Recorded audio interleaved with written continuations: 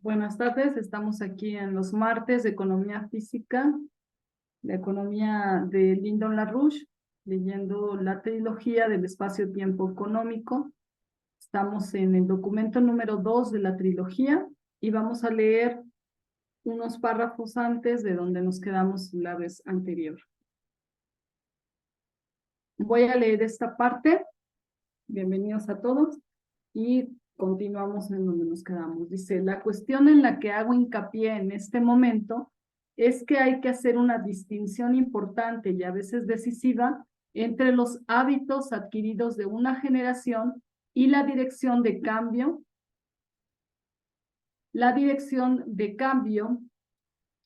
que representa una generación venidera más joven. La influencia de mi propia tradición familiar en estos Estados Unidos, que se remonta en mi genealogía hasta el Mayflower y la colonia de la Bahía de Massachusetts, ha ayudado mucho en enseñarme a pensar en la conformación de políticas tomando en cuenta un lapso de siglos, no de unos meros cuantos años o aún una década. En general, ningún individuo tiene mucha influencia en la historia de su cultura en un lapso de menos de una generación, siendo este el lapso de un ciclo de inversión de capital en la producción y un intervalo mucho más largo de 2 generaciones o más en el lapso de la inversión en los tipos de infraestructura económica básica. Aquí nada más para recordar que LaRouche siempre habla de una generación que es tomando en cuenta los 25 años conectado a la inversión en los proyectos de infraestructura, que también son de una generación, más o menos lo que podría durar ciertos proyectos de infraestructura de alto nivel. Se considera con justicia que las naciones de Estados Unidos, Europa Occidental y Central hoy están bajo el control de culturas reactivas de lo más extremadamente neuróticas. Con eso señalamos lo que se ha vuelto el intervalo generacional de aquellos cambios en la política de práctica económica y otras relacionadas que se asocian con olas revolucionarias de progreso científico. Es quizás afortunado para nosotros que el nuevo presidente de Estados Unidos sea casi 2 generaciones más joven que yo. Así, si se le permite hacer su trabajo y si realmente lo hace de manera decente, tiene una expectativa de vida lo bastante larga como para llegar a convertirse en algo útil para nuestra sociedad y para el mundo. Es así como terminó la lectura la vez pasada. Y nos quedamos aquí, parte 2, la ciencia, el dinero y la economía. ¿Quién quisiera leer? ¿Alguien que diga yo? Por cierto, bienvenido Carlos Julio. Buenas tardes, ¿cómo les ha ido? Un gusto Hola, saludarlos. bien, bien, Carlos Julio, aquí muy contentos por todo lo que va saliendo de los BRICS. Sí, sí, Inclusive, yo creo como que paréntesis, que estamos necesitamos pensando como que es importante una hacer. reunión para hacer un análisis de todo lo que salió de allí, porque en los medios han tratado de minimizarlo bastante, pero creo que hay que por lo menos darle mucha publicidad a los acuerdos que salieron de allí, que incluso muchas de las cosas que se están haciendo las planteó LaRouche hace más de 30 años, pues por ejemplo, lo que está haciendo China con Irán, lo de cambio de tecnología por la construcción de un aeropuerto, petróleo por tecnología. No hay dinero en el comercio. Sí, sí, sí, me parece muy bien. Al final podamos ver algunos puntos para la siguiente reunión comenzar Sí, viendo el sí, tema de los BRICS, porque tal vez es importante hacer alguna movilización para respaldar a sí, Argentina donde sí, estemos, porque es sí. punto clave ahorita. Ok, muy bien. Bueno, empiezo a leer. Vale, gracias, sí. La ciencia, el dinero y la economía. Dicho eso, hasta aquí, en las páginas previas de este informe, el asunto esencial a considerar aquí es el hecho que los seres humanos, a diferencia de cualquier otra especie viviente, tienen el poder innato de hacer descubrimientos de principio realmente creativos que, una vez adoptados por la sociedad, transforman el universo, por lo menos de manera implícita. El hombre no es meramente un habitante de este universo, sino que está hecho a la semejanza real del creador del universo. Esa no es una opinión, sino un hecho científico. Otras especies, incluyendo todas las órdenes diferentes de especies vivientes, aparte de la humanidad, carecen de lo que es una cualidad específica exclusiva de esta. Pero la humanidad expresa un principio característico universal y determinante que está ausente en la ecología propia y característica de cada una de las órdenes conocidas de la vida aparte de la humanidad. Es el principio de la humanidad que la distingue de las bestias. A estas alturas del informe, mi atención e implícitamente la tuya se centra en un aspecto más modesto del principio general antes mencionado. Mi atención se centra en aquel principio de la vida humana que subyace en cualquier concepto competente de un verdadero principio económico para guiar la existencia y el progreso de la sociedad humana. La existencia de la población humana depende de la densidad relativa potencial de población vigente de la sociedad. A diferencia de todas las otras especies vivientes y sus variedades, la raza humana es la única que no comparte las características demográficas de conjuntos, de sistemas ecológicos animales. El equivalente de un potencial de población ecológico para la humanidad es variable. Esta variabilidad se ubica principalmente en el aumento de la capacidad de la especie humana merced a su desarrollo intelectual.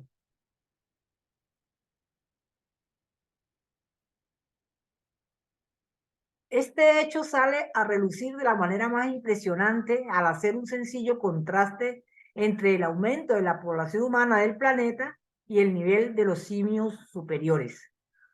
Así, el éxito o el fracaso de las ecologías humanas depende principalmente del factor del progreso científico, al empotrarse ese progreso en su influencia y su efecto a través de aumentos de los poderes productivos físicos del trabajo, como esto ocurre mediante la realización de descubrimientos de principios científicos fundamentales que se expresan como cambios ascendentes en la cultura de sociedades enteras, o por lo contrario, el estancamiento cultural relativo, el estancamiento de las prácticas de ciertas porciones que las componen, como las chusmas más o menos neomalthusianas, entre la población de esa cultura. A fin de cuentas, lo que determina el auge y la caída de culturas es el descubrimiento y la aplicación de lo que se llama el progreso científico y cultural fundamental.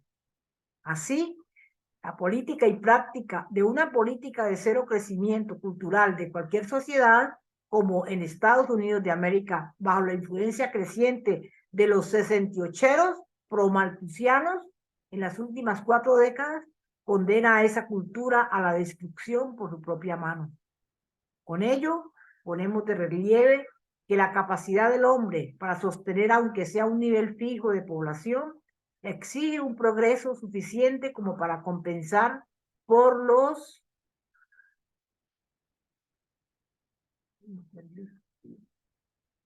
efectos inevitables del desgaste. El éxito de la especie humana, su superioridad fundamental en tanto tal sobre todas las especies animales, la condena a un compromiso con lo que es, a fin de cuentas, el progreso científico fundamental en la práctica de la economía física per cápita y por kilómetro cuadrado del territorio. Estos asuntos de descubrimientos tienen la cualidad de principios físicos universales, como lo ejemplifica aquel principio de gravitación universal que de manera singular descubrió Johannes Kepler. Son, para hablar de este asunto aquí de manera relativamente modesta, ideas respecto a la economía que tienen la misma cualidad de poder en el universo que el descubrimiento singularmente original del principio de la gravitación universal de Johannes Kepler. Ninguna otra especie viviente ha demostrado la capacidad manifiesta de la humanidad de hacer esto. Eso significa que para sobrevivir se tiene que cambiar de inmediato ya a la civilización actual de manera súbita y radical para regresar a políticas congruentes con las tendencias expresadas por el presidente Franklin Roosevelt.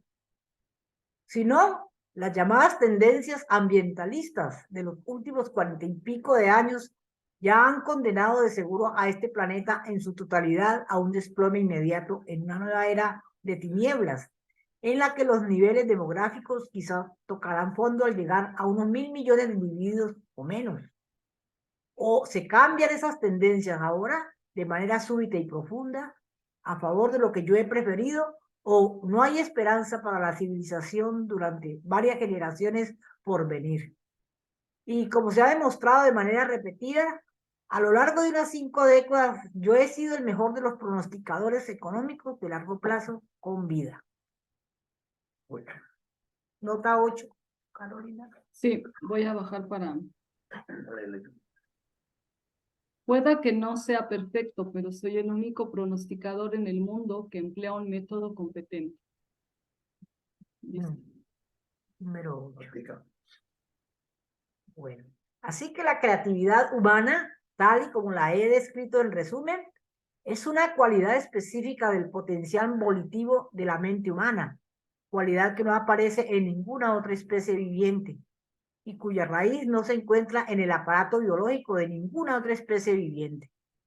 Esto significa, como presentaré este caso en el curso de lo que queda de este informe y en el sucesivo que pronto seguirá, que en la expresión de la verdadera creatividad humana, como el descubrimiento singularmente original de Kepler de la gravitación universal, la mente humana logra acceder a un poder al interior del universo, un poder que no se encuentra como algo arraigado dentro de los confines de las capacidades de todas las demás especies vivientes.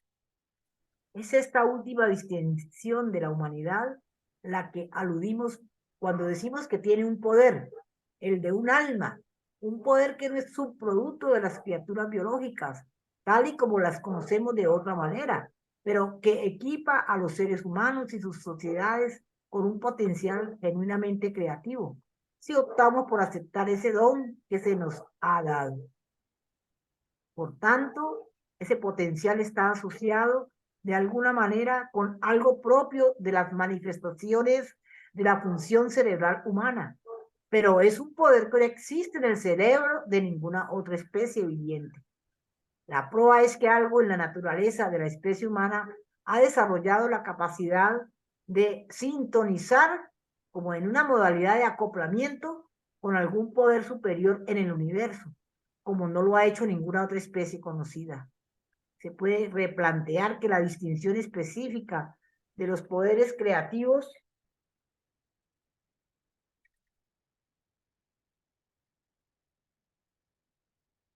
manifiestos de la mente humana es que es susceptible de sintonizarse con el principio del creador del universo. En otras palabras, ese poder no puede ser un subproducto de la biología, como la ciencia la ha definido de manera acostumbrada hasta la fecha, sino que está, como lo abordaré en la próxima parte final de esta serie de informes, más bien sintonizado dinámicamente con un poder que es de una cualidad específica superior que el potencial evolutivo de todos los demás procesos vivientes. La dinámica de la economía. Lo que acabo de decir sobre este asunto no es especulación, es un hecho práctico definido por la distinción específica, manifiesta, práctica y experimentalmente accesible entre la especie humana y todas las demás. Tal es el genio creativo expresado por personalidades tales como Riemann, Einstein y Bernoulli. Cuando me refiero, como lo hago aquí, a acceder a algún poder que no es identificable como algo contenido dentro del miembro individual de la sociedad o cualquier otro tipo de proceso comparable pertinente, Estamos en el dominio de la dinámica, del modo que Leibniz empleó ese concepto. La verdadera expresión de lo que deberíamos querer decir cuando empleamos el vocablo dinámica en la ciencia física es que, además de los objetos discretos de la percepción sensorial o tipos de asuntos relacionados, la forma de organización dentro de cuyos límites existen tales manifestaciones locales es en sí un objeto eficiente de la conceptualización científica. Esta distinción surge inevitablemente cuando nos vemos impelidos a reflexionar sobre el hecho de que el espacio y el tiempo, como los definen Euclides o Descartes, en realidad no existen, sino que más bien son expresiones de objetos de una clase especial que actúan sobre y se ven afectados por lo que de otra manera reconocemos como algo parecido a nuestra intención al señalar a objetos discretos. Llamémosle objetos discretos. Por ejemplo, formas de la dinámica que a su vez son una cualidad especial de objeto conceptual de tipo físicamente eficiente, como Leibniz definió la dinámica moderna, dado que tienden a entrometerse en todos lados, como la gravitación universal, quiérase o no tener esta interferencia. Aquí quieren comentar algo sobre este punto que Lina ha mencionado ya bastante sobre la dinámica y esto, llamémosle objetos indiscretos. Están por todos lados. Eso que decía yo la otra vez, que la gravedad es bien indiscreta. Se mete en todas partes, ¿no? Es una indiscreta. O como dicen en México, metiche.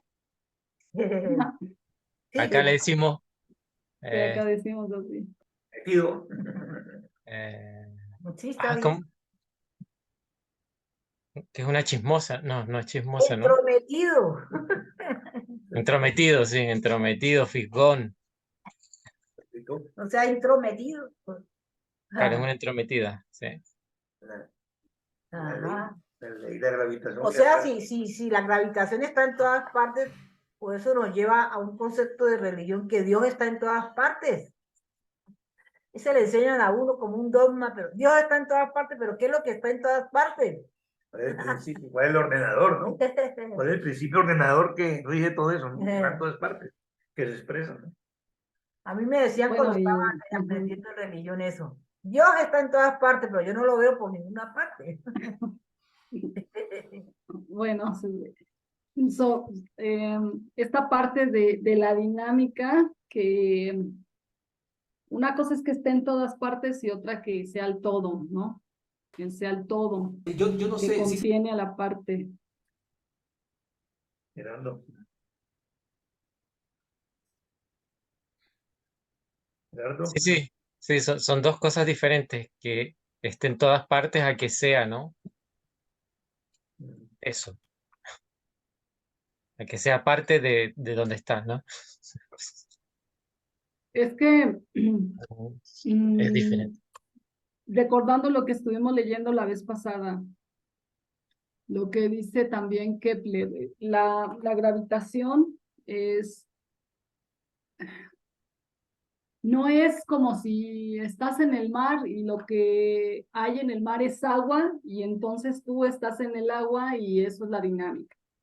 No es así tan fácil porque es, bueno, estás en el aire y lo que es el aire, esa es la dinámica, sino es más una relación de principio, de acción, que parte de esa dinámica incluye el efecto que está teniendo sobre esos objetos, como lo que decía Kepler. ¿Por qué es que los planetas giran en torno al Sol, hacen un movimiento orbicular, no circular? Bueno, al principio la hipótesis era que era un movimiento orbicular, es decir, un movimiento alrededor de la órbita, en la órbita, y que se pensaba que era un círculo porque eso facilitaba la vida de todo mundo, ¿no? Que fuera un círculo facilitaba la vida de todo mundo y respaldaba todos los documentos hasta ese entonces, ¿no? Aristóteles, el propio Copérnico, todo el mundo.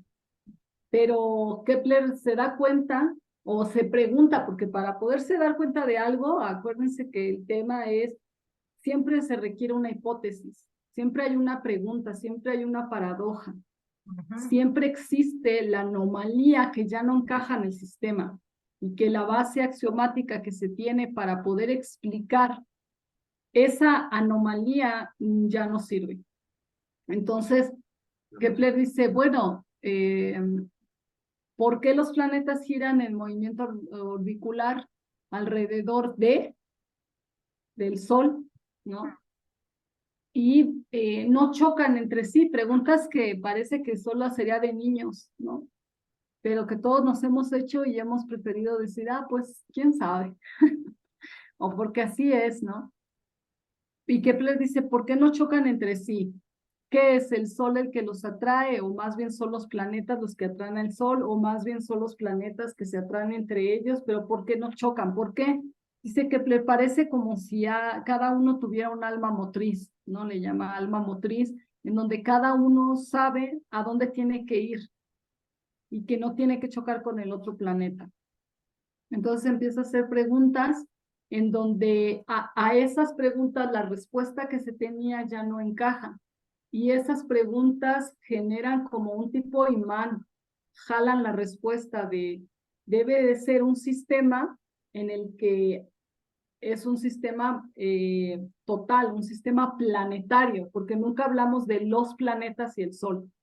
Nunca decimos los planetas y tienen un Sol, es el sistema planetario, porque es una unidad, un sistema. Y dentro de esto, pues es esta idea de la gravitación, que es interesante. Todo lo que dice Lin no se lo saca de la manga, todo lo que dice Larouche es porque él trabajó los documentos de Kepler y cuando lo lees te das cuenta porque sí, si lees a Kepler y lees a Larouche, dices, bueno, sí se ve que lo leyó, sí se ve que lo leyó. Entonces, esta parte donde dice, esta distinción surge inevitablemente cuando nos vemos impelidos a reflexionar sobre el hecho de que el espacio y el tiempo, como los define Euclides o Descartes, en realidad no existen. De esto, este es un concepto que viene jalando Lin del documento anterior, en donde dice el espacio-tiempo, como lo que comentaban la vez pasada, ustedes que estaban resumiendo el documento, era el espacio y el tiempo fijos, ¿no? Fijos y aparte independientes de sí mismos, ¿no? Que ese concepto es un error. Y en realidad no existen, sino que más bien son expresiones. O sea, Lin está diciendo el tiempo y el espacio son expresiones de objetos de una clase especial que actúan sobre y se ven afectados por lo que de otra manera reconocemos como algo parecido a nuestra intención al señalar objetos discretos. Llamémosle objetos indiscretos, formas de la dinámica que a su vez son una cualidad especial de objeto conceptual de tipo físicamente eficiente. Aquí pareciera que es como un trabalenguas y aparte una contradicción, porque él dice formas de la dinámica que a su vez son una cualidad especial de objeto conceptual, pero físico. Un concepto físico, ¿cómo está eso? Un concepto físico, aparte de eficiente, como Leibniz definió la dinámica moderna, dado que tienden a entrometerse en todos lados como la gravitación. Quieras o no tener esta interferencia.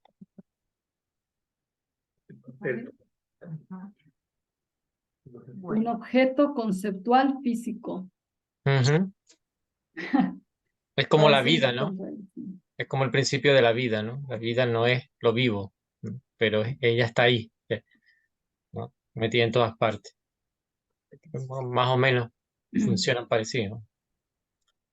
Ajá, física y es literalmente físico. Claro, lo otro es como una visión más materialista, ¿no? O si es que existe eso, ¿no? O si es que existe la visión materialista. Pero es como eso, ¿no? Van al efecto y no a la causa. Ahí el objeto conceptual es lo que nosotros tenemos en la mente, ¿no? Y la parte física es lo que efectivamente ocurre en la naturaleza, yo lo entiendo así. Ujú. Sí, creo que sí. ¿Cómo? Algo preguntaba Alan sobre que la vida, no, ¿Por porque qué la andas vida, diciendo que la vida no es lo vivo? A ver. porque no. Lo vivo es un efecto de la vida, que es la causa. Entonces, lo vivo no puede ser, si es un efecto no puede ser la vida, ¿no? No puede ser lo que da vida, ¿no? No es la causa, igual que el espacio y el tiempo son un efecto de la gravitación universal que sí es la causa de ello, ¿no? Era como lo que decía, Denis dijo en la llamada anterior, que decía que esto del espacio euclidiano no existe porque es esta idea de que lo plano se extiende, ¿no? Como que las cosas planas, cuando realmente todo el espacio y el tiempo es curvo, ¿no? O sea, todo el universo es curvo, ¿no? Tiene una curvatura o es curvado, no sé. Bueno, eso, si ves lo de Einstein, eso se descubrió cuando vieron que la luz viajaba a través del espacio y se curvaba, ¿no? Eso, hay un experimento que demuestra eso y todo. Entonces, más bien lo plano es como falta de curvo, ¿no? Es como que elimina lo curvo.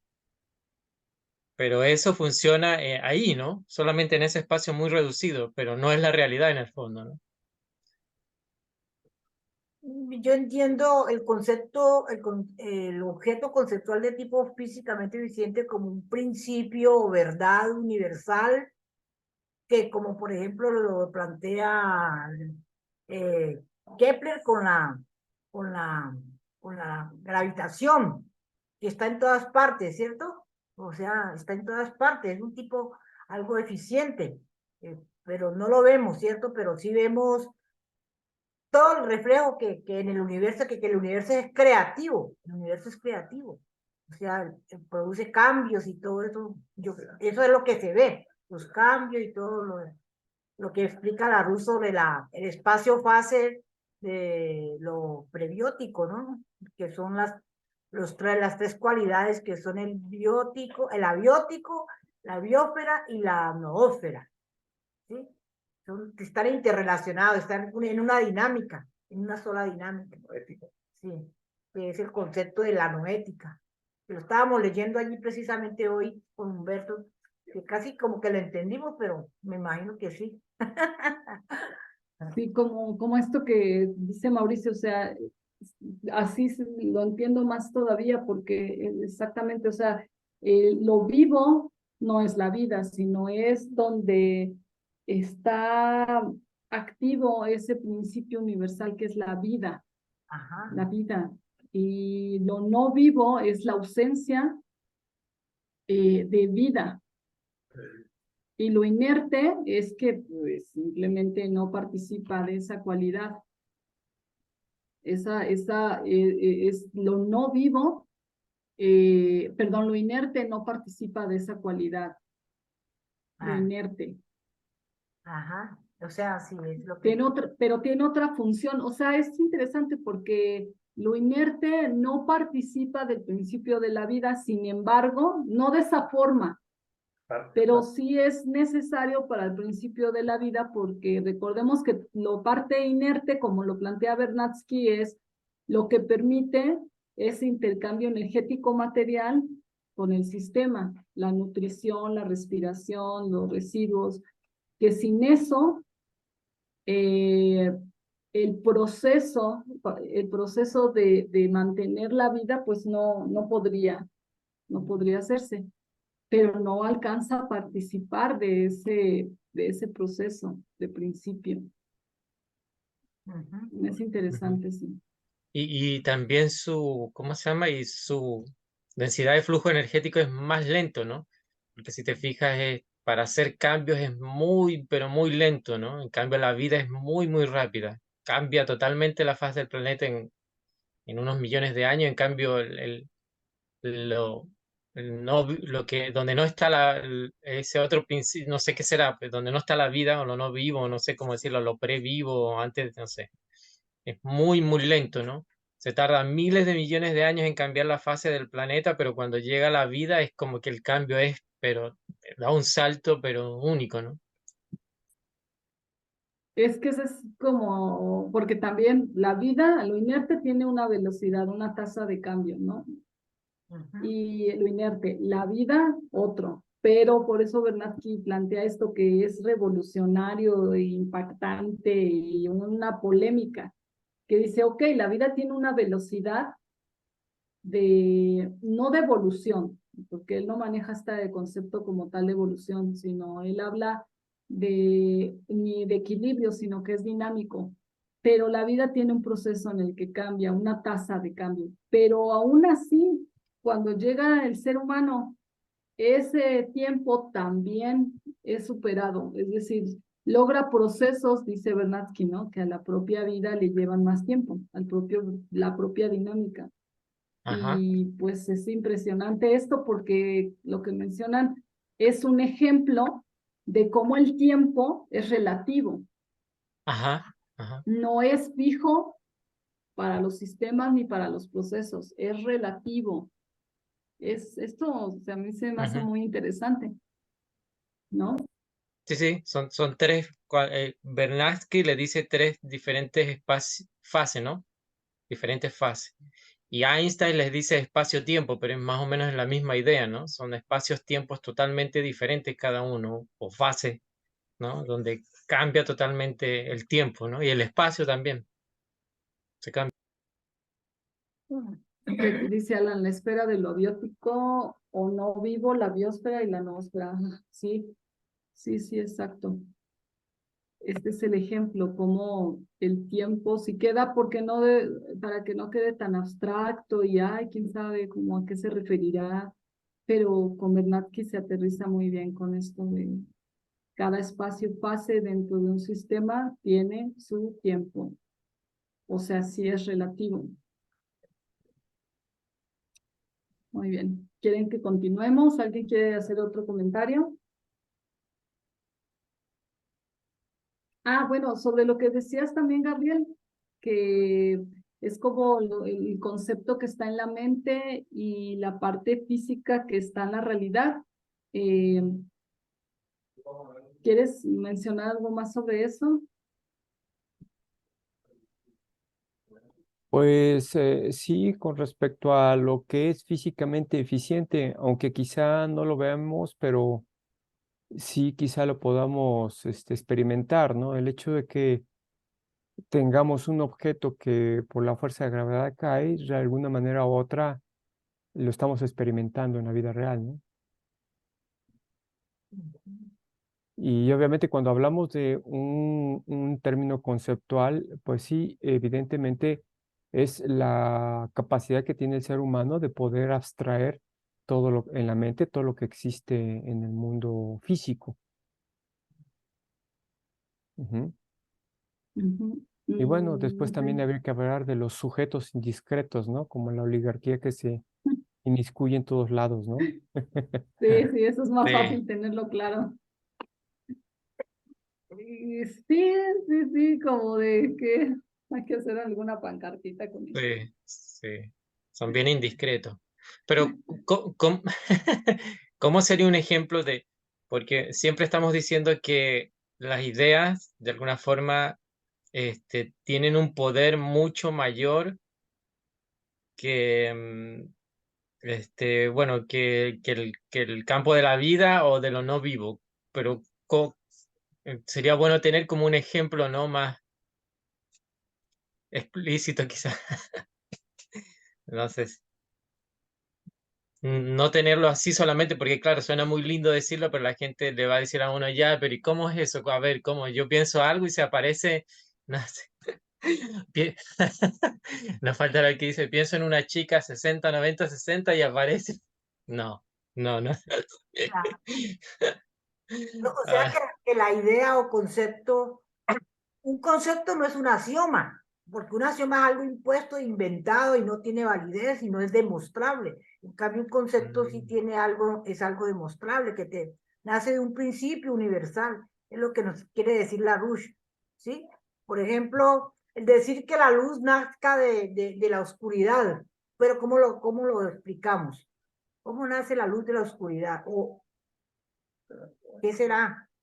¿Será que la oscuridad no es luz? Ahí no sé. Eso lo manejan los aristotélicos, ¿no? Con esas antípodas mantienen engañando a la gente y ay, sí, verdad, la luz no puede nacer de la oscuridad. Y así que nos quedamos sin descubrir nada, ¿no? Así es. Es que una cosa es un concepto y un principio que uno maneje y otra es un axioma impuesto. Ese es el problema con la educación aristotélica, ¿no? Nos imponen un castigo mental y no salimos de él. Pero eso de la luz y la oscuridad va como a la percepción, ¿no? Como a la vista. Entonces no es eso solamente, ¿no? Es como a ese campo, ¿no? Sí. Yo opino ahí en ese punto. Eso que plantea es lo que creo que alguna vez lo planteó Denis cuando estábamos hablando como de la Trinidad, de ese enfoque dualista, pues que entre el bien y el mal, la oscuridad y la luz, pues que son como fuerzas que viven en permanente como conflicto. Y el enfoque, digamos, especialmente creo que de Einstein frente al tema de la luz y la oscuridad, no es que sean como dos hechos que se contraponen, sino que así como digamos el mal es la ausencia del bien, digamos, cuando no está el bien o no está Dios, pues eso lo llena el mal. O lo mismo la oscuridad es la ausencia de luz, pues no es que haya una fuerza oscura que se contrapone a una fuerza que ilumina, pues no es que hay como una confrontación y una lucha entre el bien y el mal, que eso viene de la filosofía de Zoroastro, pues y que lo maneja mucho pues hoy la filosofía de la nueva era, pues que hay como una lucha entre lo bueno y lo malo y están allí peleando, sino que el mal está donde deja darse el bien, como decía Martin Luther King, creo que era que lo que lo preocupaba no era tanto la gente mala, sino la indiferencia de la gente buena, pues que la gente buena no actuaba. Entonces, si la gente buena no actúa, el mal puede ser más pequeño, pero llena el espacio. Entonces, es un poco es como salir de ese dualismo pues, que trae la filosofía de Zoroastro, pues que es lo que se maneja hoy como en la nueva era. O sea que ahí entiendo de que la luz no puede existir sin, la oscuridad no puede existir sin la luz y la luz no puede existir sin la oscuridad. Porque mire, ¿quién es el que la produce, no? Oscuridad, es que exista la oscuridad, ¿no? Sí, es que Blanco y negro lo de Rusia, ¿no? No, la idea es que donde hay oscuridad hay que llevar luz, pues donde no hay energía hay que llevar energía, pues sí, no es que si hay como unas zonas con energía y otras no, pues que eso es una lucha, no. La solución es llevar energía o llevar luz, pues si hay oscuridad hay que llevar luz. Pues no es que sean dos fuerzas contrarias, sino que así como el mal es la ausencia del bien, la oscuridad es la ausencia de luz. Y no es una lucha, pues no es una lucha que están ahí como en un conflicto, como creo que ponía Denis como el ejemplo de un partido de fútbol, pues que incluso para aquí hay una canción colombiana pues, muy popular, pues de que un partido de fútbol, que el ejército de Dios y el del diablo, pues como jugando fútbol. Entonces hablan de goles y no sé si Humberto se acuerda de ese tema, pues hay una... Te presentan que sí, que hay un ejército de soldados buenos y de ángeles malos, pues luchando ahí. Sí, porque si no, de alguna manera esto respalda la necesidad de la existencia del otro, es decir, que la oscuridad debe existir para que también exista la luz y cosas de ese tipo, y en realidad, por ejemplo, la pobreza, ¿no? Esto que decía Denis en la reunión pasada de los discursos de los BRICS, no, es que no hay ninguna razón por la que deba existir la pobreza en las generaciones pasadas y que eso le hereden a los hijos, a los hijos, a los hijos, y que la pobreza se mantenga como una necesidad, porque hay una teoría, la teoría económica es, requiere haber pobreza para que pueda haber riqueza en otros. ¿No? Una necesidad de que si no existe la contraparte, esa parte no podría, deben coexistir, pues, se complementan, ¿no? Eso es un absurdo. Sí. Eso que dice Carolina, incluso uno lo escucha mucho en gente pues que dice, no, es que la pobreza eso siempre ha existido y siempre va a haber pobres, siempre va a haber pobres y ricos, eso es natural, pues siempre habrá pobres y ricos, entonces hay que acostumbrarse a vivir con eso. Es cierto que hemos tenido pobreza casi desde que hay la existencia humana ha habido pobreza, pero esa no es una condición natural, no es que para que haya ricos tienen que haber pobres, que esa incluso es como la filosofía de la geopolítica. La geopolítica parte de la idea de que a un país le va bien si al otro le va mal. Entonces, digamos, esa es un poco la geopolítica. Que entonces yo saqueo al otro país para yo estar bien. Entonces el otro país está mal. Entonces yo estoy bien si el otro está mal. Y eso va en contra de la filosofía china, que es del gana-gana, pues que nos puede ir bien a los dos.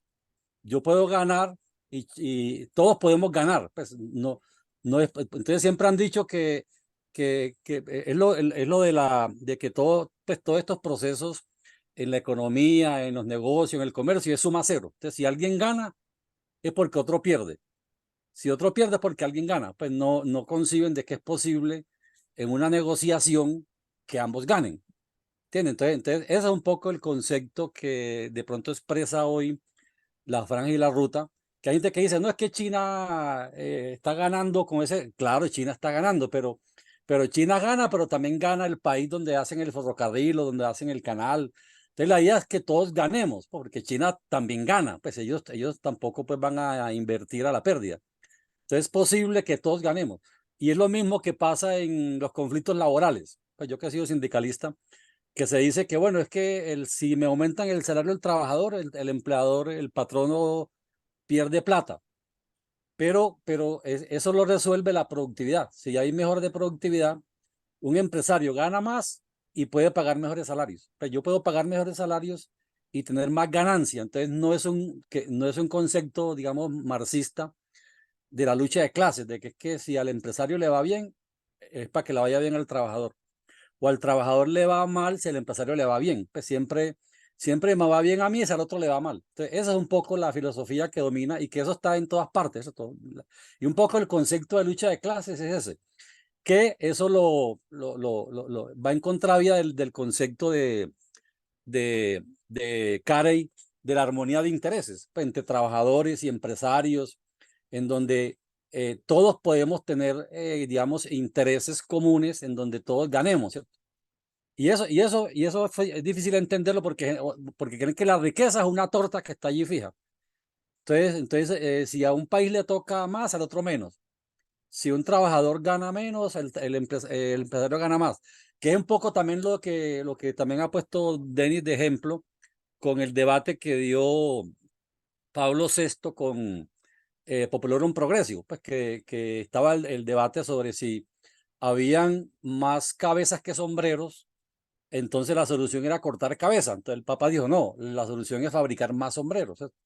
Entonces, no, entonces es un tema en donde yo salvo las cabezas, pero poniendo más sombrero. Entonces el tema es que el mundo lo han tratado como de generar como en esa filosofía gnóstica del dualismo, de el bien y el mal, el frío y el calor, la luz y la oscuridad, pues que están como dos fuerzas en lucha, en donde siempre habrá esa tensión hasta el fin de los tiempos, y eso no es el enfoque cristiano, pues no es el enfoque de la concepción de las religiones monoteístas, digamos, las tres grandes religiones monoteístas que tienen una raíz común, digamos, en Moisés.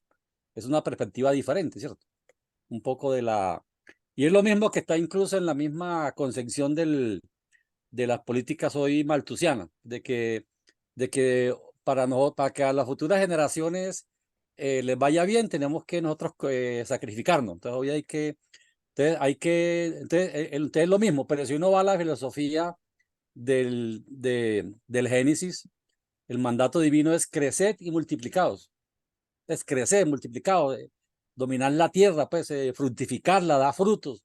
Entonces, no es que hay una torta allí que se está acabando, entonces me la como de poquito para que el otro que no ha nacido también coma. Entonces es como ese tema ahí entre la escasez y la teoría de que los recursos que son escasos, entonces, pues, es como esas tensiones y como decía Denis en una charla que por ahí envió, creo que Carolina, sobre una charla que dio Denis, que incluso el concepto de recursos naturales es un concepto que va a cambiar con la llegada de la tecnología, de la fusión nuclear, donde incluso la materia prima de la fusión nuclear no está en la Tierra, sino en la Luna, que es el helio 3, pues que hablaba de que los recursos naturales son ilimitados, pues no. Entonces, yo creo que ese dualismo es lo que hoy domina la sociedad, pues, digamos, pero se va en contravía de la filosofía cristiana, pues, del cristianismo, del islamismo, del judaísmo, que es lo que está hoy bajo ataque, pues, de ese concepto de que hay que estar como en ese equilibrio ahí de entre la naturaleza y la sociedad. Pues entonces, si hay desarrollo, se acaba la naturaleza. Entonces, para que la naturaleza se salve, hay que parar el desarrollo. Entonces, cuando puede haber desarrollo y mejorar la naturaleza, pues no hay un conflicto entre el desarrollo y la naturaleza. Pues yo puedo mejorar la naturaleza, pues como se ha demostrado en Estados Unidos. El Valle Imperial de California era un desierto. Yo puedo convertir un desierto en un jardín. Pues eso se puede hacer, pues si lo han hecho y lo están haciendo en China. En China un desierto lo han convertido también en regiones agrícolas. Pues yo puedo coger un desierto y producir alimentos. Entonces es un poco como esa filosofía dualista que es la que hoy domina el mundo, en donde está el bien y el mal, la oscuridad y la luz, el frío y el calor, pues como en... Entonces, ¿cómo definiría uno el frío? La ausencia de calor. Pues no es que haya una lucha entre el calor y el frío. Pues es lo que yo entiendo, ¿cierto? Sí, sí. Y justo acabas de dar el ejemplo de cuál es el poder de la mente humana, que es mayor que el de lo vivo, ¿no? Tú dijiste esto de que la mente, el hombre, a través de su mente, es capaz de convertir un desierto, ¿no? En un vergel, ¿no? Cosa que la naturaleza no pudo hacer porque hay zonas que son desérticas hoy en día. Por ejemplo, está el Sahara, aquí está el desierto de Atacama con Perú. En Colombia me imagino que también está lo de México, ¿no? Pero el hombre con su mente es capaz de llevar, ¿no? Vida ahí, ¿no? Entonces, ese es un excelente ejemplo de lo que estaba preguntando. Sí, sí, muy bien. Y esta parte de sí imaginarnos el pastel fijo, porque sobre esto que comentaba también Nelly y ahorita están comentando ustedes, es decir, por eso Lynn siempre enfatiza y está duro y dale con el tema de los axiomas preestablecidos, porque no se trata solamente de que sean demostrables o no sean demostrables, porque los axiomas, todos los postulados y axiomas son demostrables. O sea, no es que no se puedan demostrar, también los conceptos. Pero la diferencia es el proceso y el método para demostrarlos, porque el hecho de que sean autoevidentes, ese es el problema, de que la demostración se hace dentro de los propios parámetros que fueron construidos con el axioma. Es un círculo. Este es el axioma. ¿Cómo se demuestra el axioma? Con el axioma. ¿Y cómo se demuestra el axioma? ¿Cuál es la demostración del axioma? Pues esta. ¿Y cuál es esta? Pues el axioma. Y es un ciclo cerrado en el que la propia pregunta está ahí, la respuesta también. Y entonces, tú puedes decir, pues lo estoy demostrando sin problema, porque con lo que estuvimos viendo de Kepler, si tú piensas que la órbita es circular, y tú lo puedes demostrar, puedes poner el ecuante o puedes hacer que el centro se mueva un poquito más, acomodar, ajustar. Para eso existen todos los ajustes para demostrar que eso es cierto. Y no porque se demuestre quiere decir que es lo verdadero, que es un principio. Entonces Lin por eso dice esta parte. Un experimento único que demuestre ese concepto, que demuestre el principio. No puede ser solo en la idea, de una forma, pues que todo en la mente es posible, porque tampoco esa es una manera, sino tiene que ser, debe haber un experimento único que demuestre ese principio, ese es el reto. Y no es autoevidente, porque ni siquiera está basado en la demostración de la sensopercepción. Pero sí podemos hacer un experimento único que demuestre la participación de ese principio, como lo que decíamos hace rato, lo que mencionaban la vida. Lo vivo es el experimento único que demuestra el principio de la vida. Ese es el experimento único, es donde el objeto material, donde se ve reflejado ese principio. Que la vida no es una idea nada más, no es, está demostrada en el proceso físico-material.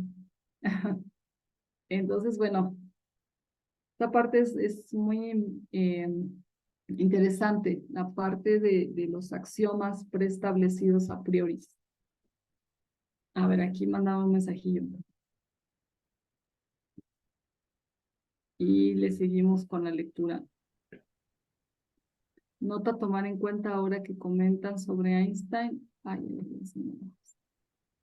British mathematician and historian of science source.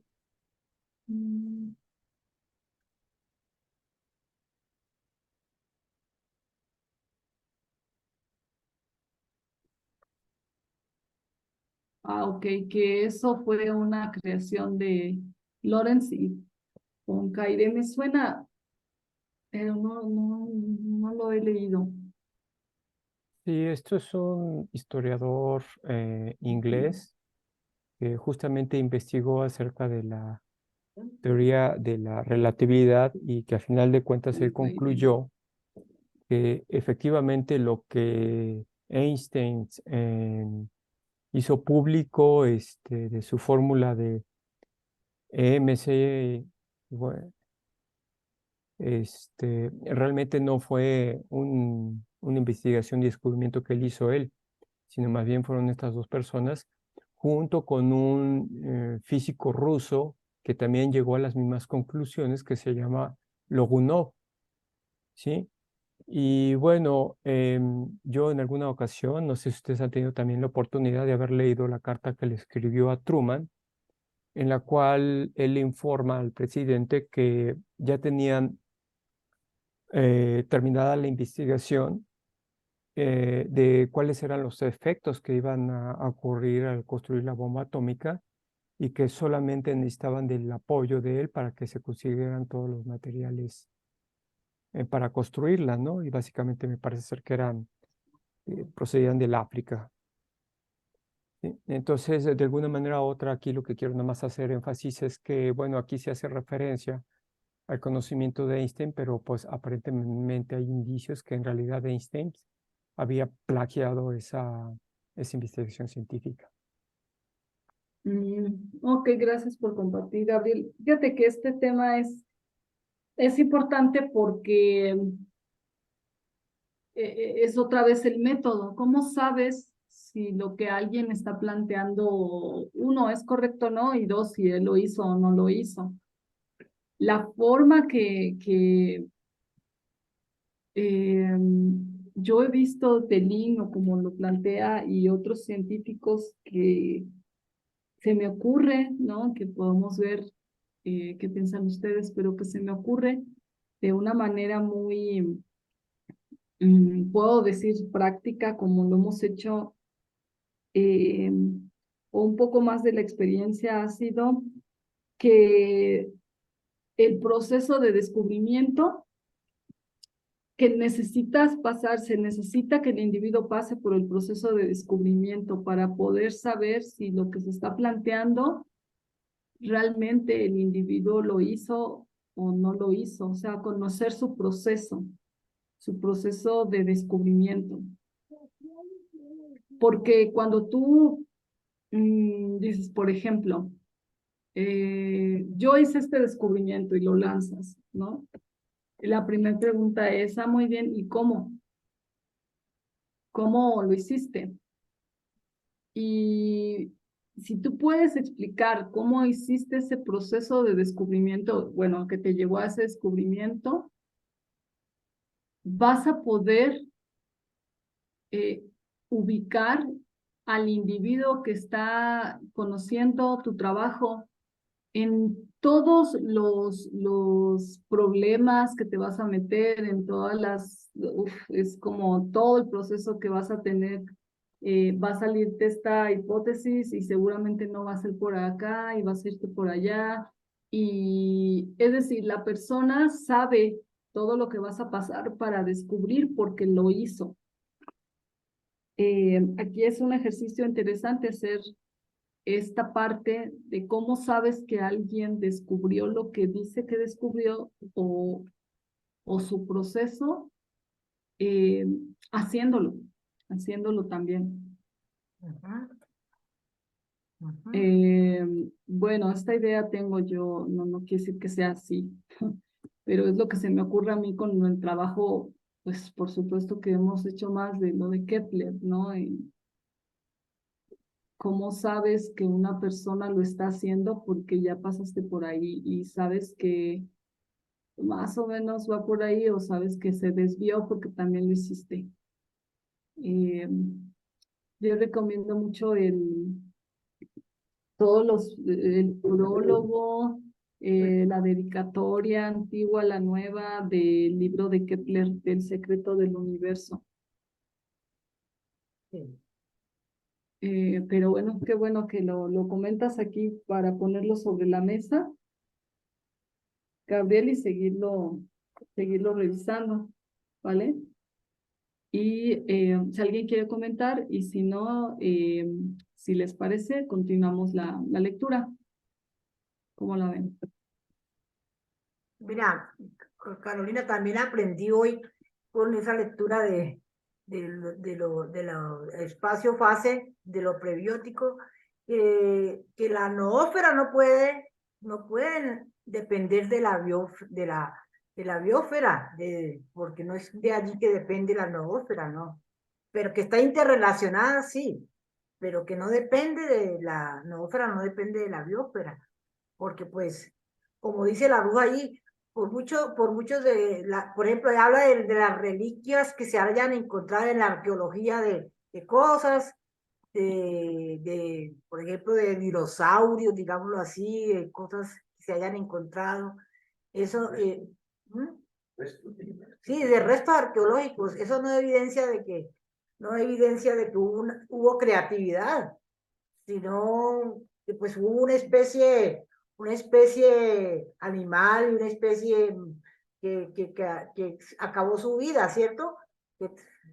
Pero como dice el énfasis es que el hombre es creativo a diferencia de las especies anteriores. La única especie creativa es el ser humano, que dependiendo también del potencial creativo del universo, como ha entendido esas leyes del universo, como ha entendido esos principios universales causales del universo. Así lo explica él en ese espacio-fase prebiótico y la relación que hay entre esos tres, ¿no? Entre el abiótico, la biosfera y la noósfera. Son dependientes, sí, pero que la más importante en el sentido de para la humanidad, ¿no? Para el desarrollo de la humanidad. Ok, gracias, Nelly, por compartirnos. Y bueno, entonces vamos a continuar. Aquí, ¿no? Lo que acabo de decir. ¿Alguien más que quiera leer? Quede aquí también grabada su voz.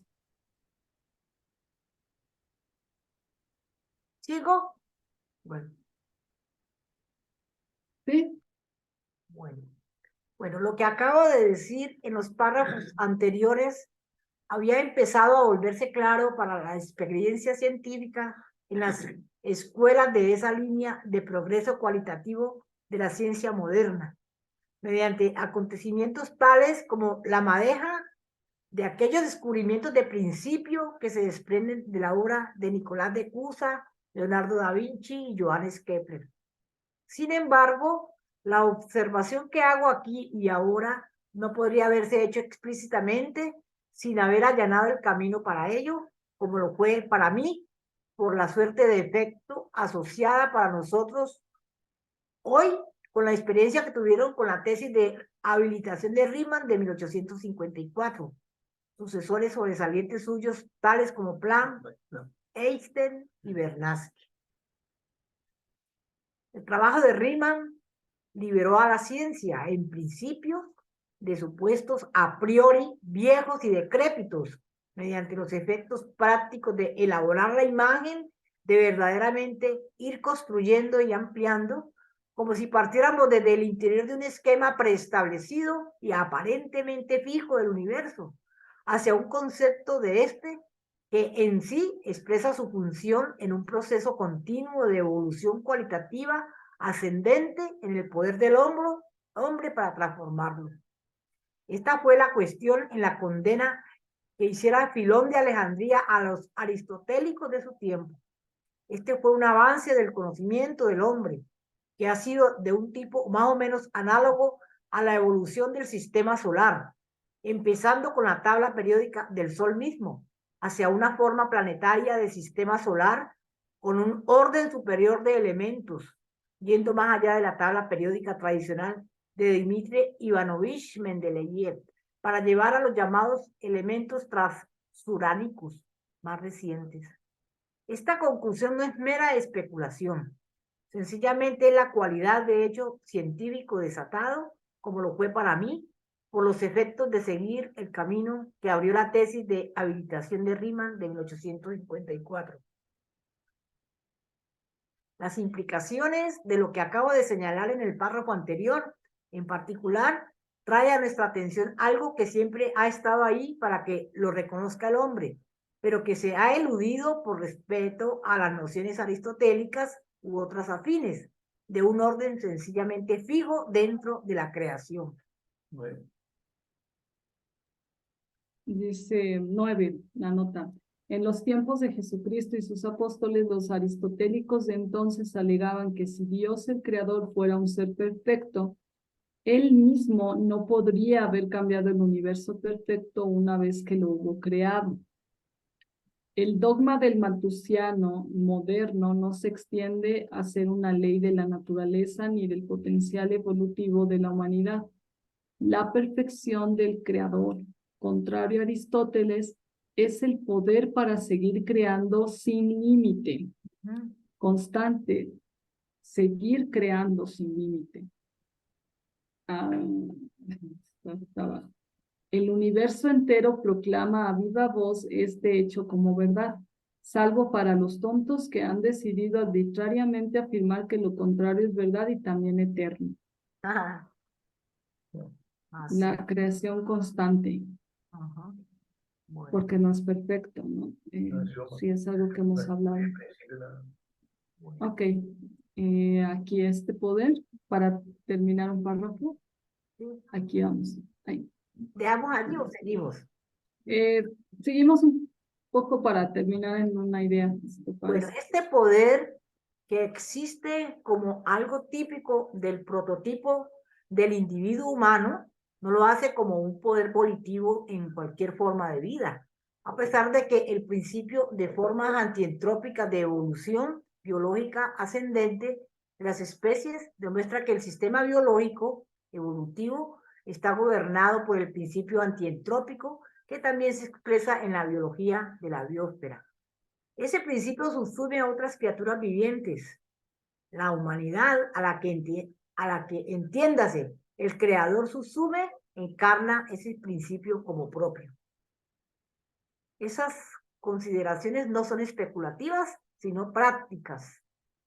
La única definición competente de la creatividad es el rechazo de lo que se supone es un sistema del universo cualitativamente fijo, reemplazando esa definición por la noción corregida de un universo que se crea de manera activa, que se recrea de manera activa negacoentrópica, en formas superiores, eso bajo el dominio de una ley antientrópica del universo en su totalidad. La Yo llamada creo que ahí, ¿no?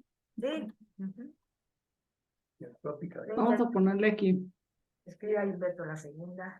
La Ay, llamada no, porque no. Vamos a ponerle aquí. La llamada segunda ley de tormenta.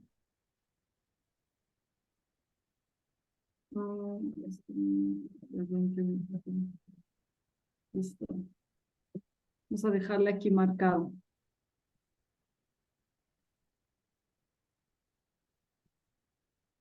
¿Cómo ven? ¿Cómo ven? ¿Alguien quiere hacer algún buen comentario de esto para cerrar la lectura del día de hoy? Se va poniendo bueno.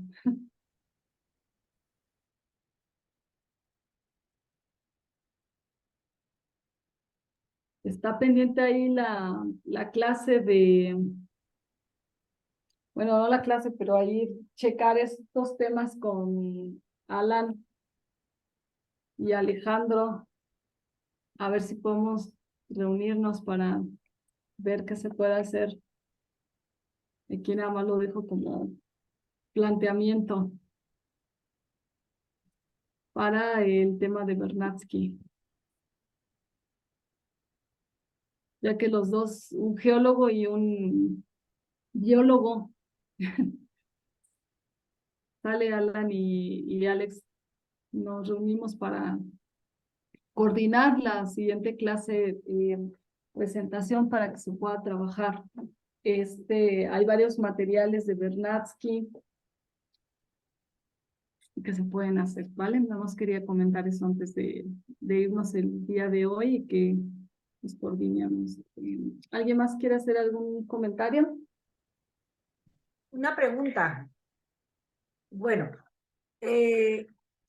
cuando nosotros leímos cuando nos refirió Mauricio a Melonta Tauta, Edgar Allan Poe es muy crítico de todos esos filósofos británicos y les derriba todos esos axiomas y los deja por el suelo. Y entonces él plantea en una parte de Melonta Tauta de que ese método inductivo, ese método deductivo a priori y ese método de conocimiento que nos dan a priori, que es el inductivo, eso no sirve para nada, que son dos verdades para ellos nada más, para los aristotélicos, para controlar el mundo nada más, para controlar la mente. Y entonces él dice, el único camino de verdad para conocer la verdad es la coherencia, es la perfecta coherencia, que es lo que descubre Kepler con las leyes del descubrimiento de las leyes del universo, de los principios de la gravedad. ¿Sí? Que es Kepler que descubre la ley, no Newton. Newton, plagiador de la gravitación, él se la toma como propia, pero es para destruir todo lo que es el conocimiento. Además dice Poe que gracias a esa ley universal es que se debe el progreso científico y desarrollo de las naciones, que es el progreso de la humanidad, debido a ese descubrimiento. Por eso es que hay ciencia, no por axiomas. Eso es lo que quiero decir. Yo mi postulado falto de un postulado en verdad que no tienen validez y que eso viene de la nada, ¿no? Del universo de la nada. Costilla de la ciencia. Okay. Sí. ¿Quieres comentar, Mauricio? Porque sí, sí, yo creo, sí, solo decir que uno, sí, o sea, Poe era un tipo muy, muy inteligente, muy suspicaz y muy crítico y muy inteligente, ¿no? Y me imagino que debe haberse leído todos los trabajos de Kepler para decir eso. No creo que lo haya dicho a la ligera. debe haber leído a Kepler y a Newton seguramente, entonces sabe lo que está diciendo en ese momento, ¿no? Y lo otro es que, claro, hay que tener en cuenta también que uno en la mente puede tener muchas cosas, ¿no? Y eso lo dice, Husserl lo dice muy bien en el Berilio. Creo que Kepler también lo desliza en algunos de sus trabajos, que uno en la cabeza puede imaginar un millón de cosas, pero no por eso son una realidad, ¿no? O son un principio, o son algo que tenga existencia bueno, no sé si existencia en el universo, eso todavía no lo entiendo muy bien, pero no quiere decir que sean leyes universales o que tenga que ser así como funciona, ¿no? Porque la mente puede fantasear con muchas cosas, ¿no? Tiene mucha imaginación, no es mala porque eso de alguna forma nos ayuda a hacer un montón de hipótesis a veces que quizás uno desecha, las bota y se queda con las que sí son verdaderas, pero no quiere decir que todo lo que uno tenga en la mente es realidad, ¿no? O va a ser real, o va a funcionar, o va a servir. Solo eso. Sí, yo creo, recomiendo mucho estos cuentos de Poe porque no solo son cuentos, sino siempre está atacando esa visión. Por ejemplo, si tenemos oportunidad de aquí a que nos reunamos el próximo martes para cerrar la lectura, yo recomiendo mucho leer el cuento de Poe que se llama La Carta Robada. La Carta Robada, donde él se burla totalmente del método,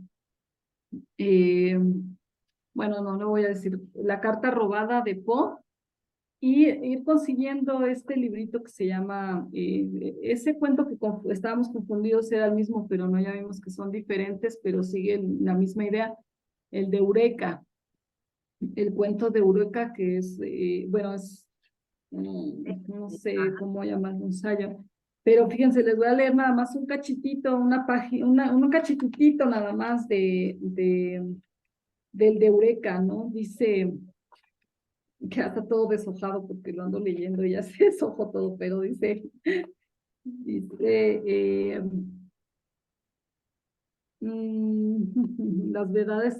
Parece, sin embargo, que hace mucho tiempo, en la noche de los siglos, vivió un filósofo turco llamado Aries y apodado Totl. La fama de este gran hombre se fundaba principalmente en su demostración de que el estornudo es una previsión natural por medio de la cual los pensadores demasiado profundos pueden expeler por la nariz las ideas superfluas. Todo el tiempo está burlándose de él, pero ganó una celebridad casi tan grande como fundador, o por lo menos principal propagador, de lo que se llamó filosofía deductiva o a priori. Partía de lo que él consideraba axiomas o verdades autoevidentes por sí mismas. Y el hecho bien sabido ahora de que no hay verdades evidentes por sí mismas no afecta en el más mínimo grado sus especulaciones. Era suficiente para su propósito que las verdades en cuestión fuesen de algún modo evidentes. Dice, de los axiomas avanzaba lógicamente a los resultados. Sus más ilustres discípulos fueron un tal Tuclides, un tal Tuclides geómetra y un tal Kant, holandés inventor de esta especie de trascendentalismo que con el simple cambio de la K por una C lleva ahora su nombre característico. ¿No? Dice, pues bien, Aries Totl, floreció soberano hasta el advenimiento de un tal Hogg, apodado el pastor Ettrick, ¿no? Ahí Hogg se refiere a Bacon, ¿no? O sea, ellos saben. Dice, procedidamente su sistema lo refería todo a la sensación, a la senso-percepción. Procedía mediante la observación, el análisis y la clasificación de los hechos, como los llamaba con cierta afectación, disponiéndolos en las leyes generales. En una palabra, mientras el método de Aries descansaba en los noumena, El de Howe dependía de los fenómenos y tan grande fue la admiración suscitada por este último sistema que desde su primera aparición Aries cayó en un descrédito general. Y ya de ahí sigue hablando de este método y después, por supuesto, ya menciona al buen Kepler, ¿no? Que con mucho respeto, siempre habla de Kepler con mucho respeto, siempre se refiere a Kepler como el gran científico. Dice, Kepler fue esencialmente un teórico, pero este título ahora tan sagrado era en aquellos antiguos tiempos un epíteto de soberano desprecio. Solo ahora los hombres comienzan a apreciar al divino anciano, a simpatizar con la rapsodia profética y poética de sus palabras por siempre memorables. Por mi parte, ardo con fuego sagrado solo de pensar en ellas y siento que nunca me cansaré de oírlas. Y aquí hay algo que la gente confunde mucho. No me importa que mi obra sea leída hoy por la posteridad.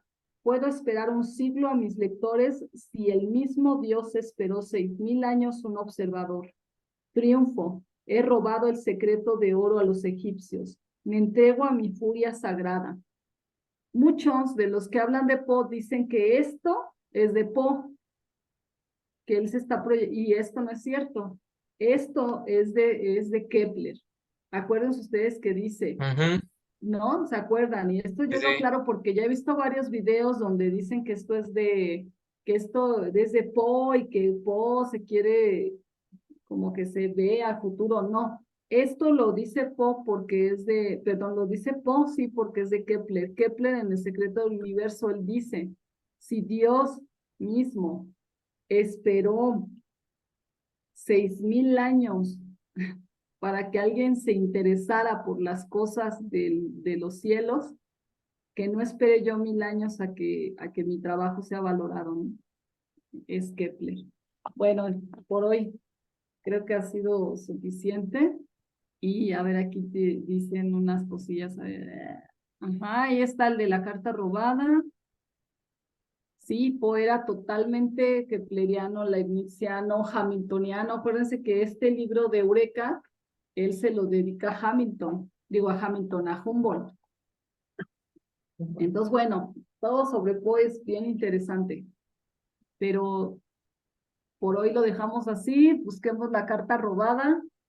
Es bien divertido, es bien impresionante la burla y cómo lo maneja Poe. Y nos vemos el próximo martes y comentamos qué nos pareció el cuento de la carta robada. ¿Les parece? Ah, bueno. Saludos a todos, que descansen. Gracias, y Carlos. buena noche. Gracias, gracias. Por hoy, chao, chao.